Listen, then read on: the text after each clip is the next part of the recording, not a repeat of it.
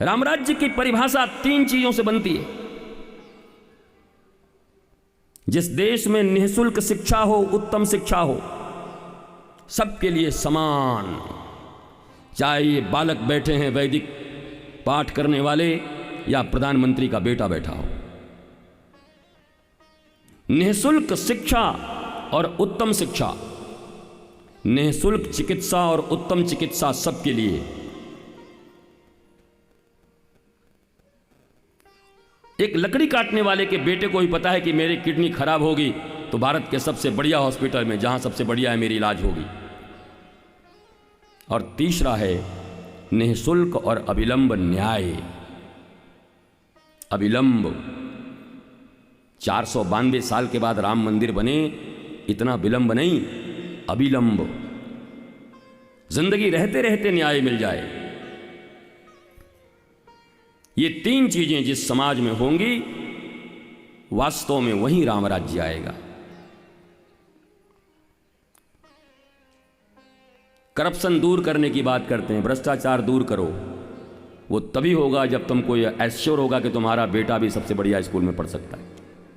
जब तक तुमको ये न लगेगा, तुम घूस लोगे और लेकर अपने बच्चे को अच्छे स्कूल में एडमिशन कराने के लिए डोनेशन दोगे।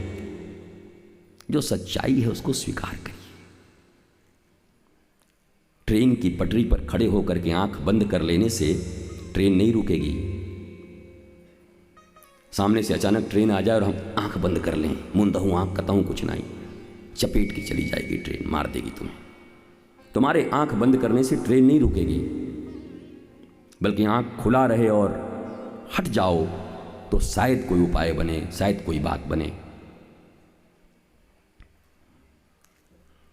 धर्म अंधा बनाने के लिए नहीं है, धर्म आंखें देने के लिए। गुरु तुम्हें अंधकार की ओर ढकेलने नहीं आते, बल्कि जिन अंधेपन में तुम जी रहे हो तुम्हें आंखें देने आते हैं। ये कथा श्रवण भी तुम्हारे लिए इसलिए है कि इस कथा को सुनने के बाद जीवन में तुमसे जो जो भूलें हो रही हो, भूल छोड़ दो और मुस्कुराता हुआ जीवन जियो। नहीं तो 40, 50, 60, 70 साल के हो गए हो, कुछ वर्षों की और जीवन लीला बची है, उसके बाद अपने दादा और परदादा की तरफ फोटो में लटक जाओगे, और वो भी सिर्फ तीसरे दादा तक ही तुम्हारी पूछ रहेगी। तुम्हारे परदादा के दादा का ना तुम्हारे पास फोटो होगा ना नाम जानते होगे, पर वो भी जब होंगे इस दुनिया में छाती फुला के जमीन के मालिक बन के, मकान के मालिक बन के, दुकान के मालिक बन के, तो उन्होंने सोचा होगा मैं अमर हो जाऊंगा। अपने खानदान वाले भुलवा दिए। विवेकानंद के समय के 1 करोड़पति अरबपति का नाम बताओ, बोलो।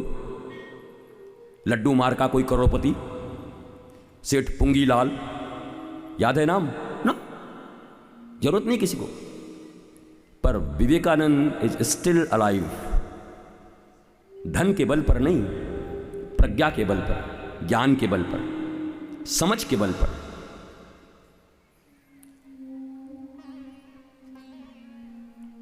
धनवान तो राजस्थान के बड़े बड़े राजा थे, खंडहर हैं, इमारतें हैं, उनके औलादों के पास चूना कराने के भी पैसे नहीं उन इमारतों का। तो हमारी तुम्हारी जिंदगी भी जो 70 साल की जिंदगी मिली है, भगवान राम और कृष्ण के ज्ञान से, उनकी कृपा से, इन 70 सालों में जीते जी ही मुक्ति पानी है। मरने के बाद मुक्ति होगी नहीं होगी मैं नहीं जानता, क्योंकि श्रीमद् भागवत की कथा में धुंधकारी जब मरा तो धुंधकारी का भाई गोकर्ण ने गया में जाकर 100 बार उसका श्राद्ध किया, फिर भी प्रेत बना रहा। अगर गया में श्राद्ध कर देने से किसी प्रेत की मुक्ति होती है तो भागवत क्यों झूठ बोल रही है? प्रश्न है तुमसे। श्रीमद् भागवत में 100 बार अपने भाई के मुक्ति के लिए गोकर्ण ने प्रयत्न किया, लेकिन उसके बाद भी भाई प्रेत बना रहा। वाई, किस लिए? हो जाना चाहिए था, नहीं हुआ, क्योंकि वह जीते जी ही प्रेत था। वासनाओं में डूबा हुआ, कामनाओं में डूबा हुआ, बाप को लात मारने वाला, मां को आत्महत्या पे मजबूर कर देने वाला, पंच तन्मात्राएं शब्द स्पर्श रूप रस गंध इत्यादि में बेश्याओं की भांति पड़े रहने वाला, इसलिए कोई अनुष्ठान और कर्म कांड उसको मुक्ति न दिला सका। मौत भी बड़ी खतरनाक हुई और जिंदा भी बड़ा खतरनाक था, और मरने के बाद प्रेत भी खतरनाक ही था वो। मेरे प्रिय भारतवासियों, मेरी माताओं, मरने के बाद क्या होगा कुछ पता नहीं। जीते जी तुम्हें मुस्कुराना है, जीते जी अपने घर परिवार में रहते हुए नृत्य करना है, आनंद करना है। जीते जी रो रहे हैं अपमान में, धन के अभाव में, बच्चों के एडमिशन के लिए, फ्यूचर के लिए, शरीर के रोग से दुखी हैं, पड़ोसी का मकान हमसे बड़ा है, हमारे पास नहीं, हम रो रहे हैं। और तुलसी में रोज जल डाले जा रहे हैं, शिव जी के खोपड़ी के ऊपर गंगा जल डाले जा रहे हैं। अरे गंगा जल उन्हीं के जटा से निकली, उनकी खोपड़ी पे काहे को डाल रहे हो? कुछ अपना डालो, कुछ अपना दो।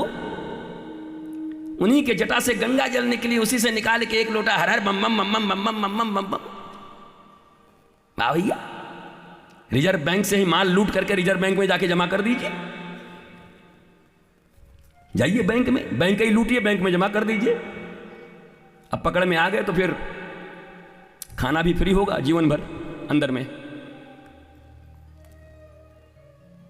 इसलिए ये कौन सी प्रज्ञा, ये कौन सा बुद्धिमानी है?